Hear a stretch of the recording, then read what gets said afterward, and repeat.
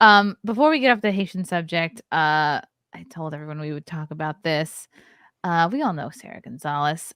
This is an interesting article from Angry White Men. Blaze TV host Sara Gonzales hosts wildly racist panel on Haitian migrants.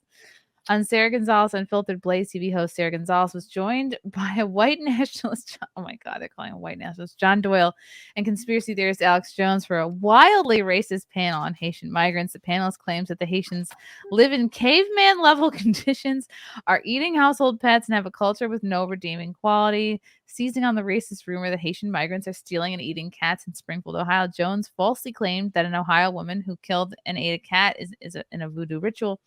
And it was police reports, videos of a crazy woman in the parking lot eating the cat she just killed, admitting she did it in a voodoo ritual. Jones said they believe they get power of the cat if they eat it live. That's in the mainland stories about Haiti. They've deforested Haiti. They eat any cats or dogs that are out.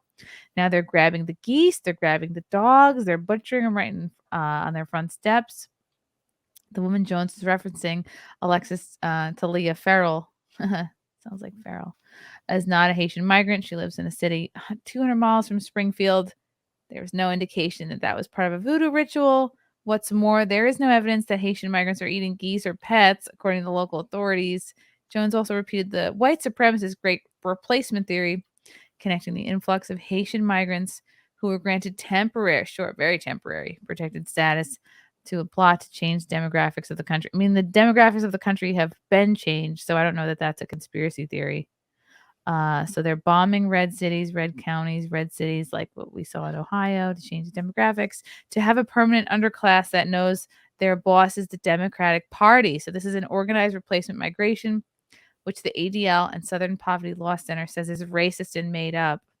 This is how you capture the West. You bring in incompatible, super ultra third world populations that don't have running water, that live in caveman level stuff.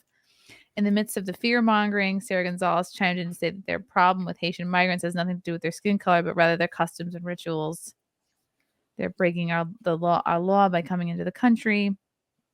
Doyle called the presence of Haitian migrants a punishment for normal middle Americans. Doyle remarked that in the 90s and 2000s, mainstream media types defended immigrants by calling them natural conservatives who are bringing great food to the U.S. And maybe that worked when it was Mexicans, but when it's Haitians, I mean, frankly, there's no redeeming quality that this culture can offer to America. Let's see a little. So to talk about Haiti first and this microcosm of Ohio that's got people's attention, I'm going to go back to a month ago, seems like 1,000 years ago, up until just the Haitian thing started breaking the last 2 weeks. Remember the Venezuelan drug gangs?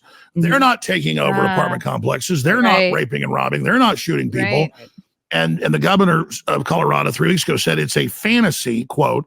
And then all of a sudden they get arrested. They're killing people. They're engaged in all this crime. They have taken over apartment complexes in El Paso and in Chicago and in all these places. And it's much worse than they said. So now that story shuts down. We move to what's happening in Ohio. And it was police reports, videos of a crazy woman in the parking lot eating the cat she just killed, admitting she did it. In a voodoo ritual, they believe to get the power of the kid to stop. We got to figure out the cause. I really like whatever Alex is doing now with his beard. It's different. He's growing it up a little more. He's like dyeing it a little at the bottom. Yeah, it's like the guy that tried to shoot at Trump today. It's like very two-toned. Is that what he looked like? I thought he had like blue and white hair. Like, it's a Cruella DeVille. I didn't mean to compare it to that. It's just the last thing we saw. Yeah, and I can't. It's dark down here. It's an ombre, and then he's got white. It makes me think of Jack Murphy. Like, I don't want to compare him to Jack Murphy, but like for some reason I see the two-toned beards now. I think of Jack Murphy. I didn't mean to make that comparison. Even it's just that guy had black hair and white hair on one side, and then he's got an ombre mustache going down to a little bit darker, then dark here, and then white here.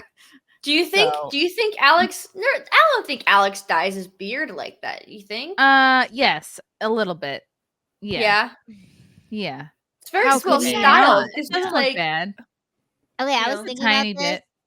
Do you guys ever wonder if like what you're seeing as a person is the same thing everybody else is actually saying? Like when you look in the mirror and how you see yourself, how do we know for sure that's what we're seeing? Because sometimes I'll see like a group of like a couple together and I'm like, oh God, that dude looks hideous, but the girl's like in love with them. And I'm like, maybe she's seeing something else.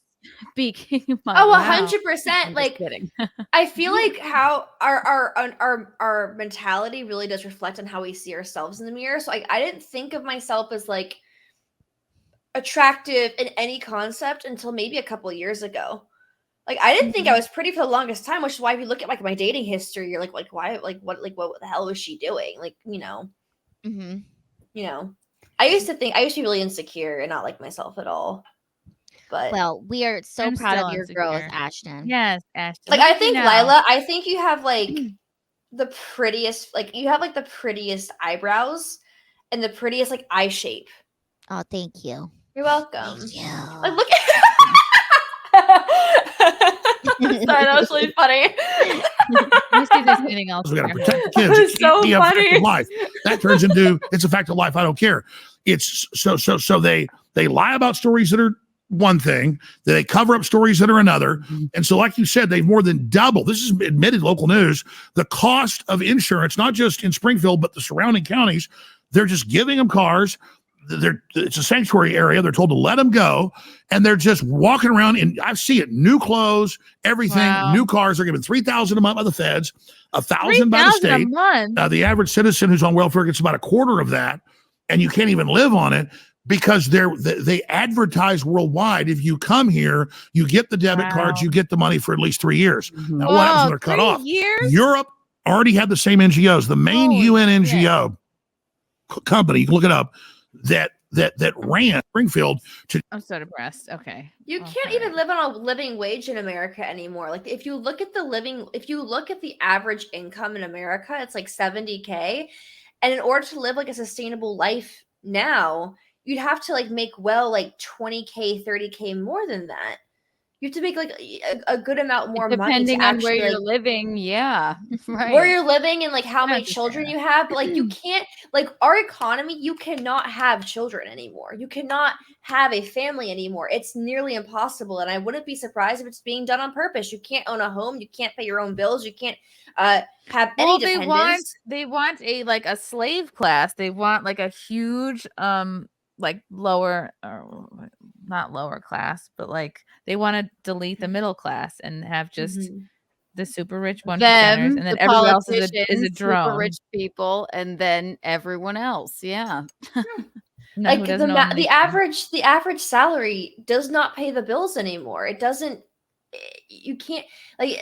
So I live in Florida. Like I live in Orlando. I'm near Disney World, and before COVID, they had all the apartments that were catered to. If you are a cast member, you find a couple of roommates and you can pay your rent and work your way up and whatever. But now, cast members are now living out of their car because they can't make living wages anymore. You can't survive off what you're making.